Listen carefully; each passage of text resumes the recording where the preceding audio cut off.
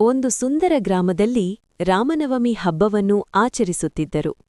ಆ ಗ್ರಾಮದಲ್ಲಿ ಭಕ್ತರು ತುಂಬಾ ಇದ್ದರು.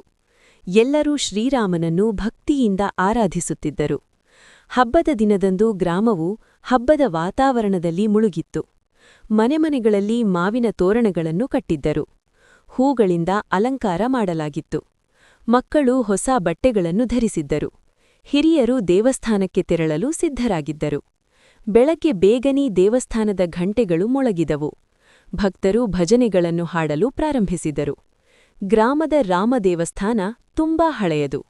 ಆ ದೇವಸ್ಥಾನದಲ್ಲಿ ಶ್ರೀರಾಮನ ಮೂರ್ತಿ ತುಂಬಾ ಸುಂದರವಾಗಿತ್ತು. ಪೂಜಾರಿ ಬೆಳಗ್ಗೆ ವಿಶೇಷ ಪೂಜೆ ನಡೆಸಿದರು. ಅಭಿಷೇಕವನ್ನು ಹಾಲು ಮತ್ತು ತುಪ್ಪದಿಂದ ಮಾಡಿದರು. ಭಕ್ತರು ಹೂಗಳನ್ನು ಅರ್ಪಿಸಿದರು.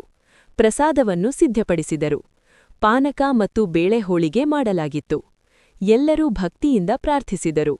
ರಾಮನ ಜನ್ಮದ ಕಥೆಯನ್ನು ಕೇಳಿದರು. ಮಕ್ಕಳು ಅದನ್ನು ಆಸಕ್ತಿಯಿಂದ ಕೇಳಿದರು. ಒಬ್ಬ ಬಾಲಕನ ಹೆಸರು ರಾಮು. ಅವನು ತುಂಬಾ ಭಕ್ತನಾಗಿದ್ದ. ಅವನು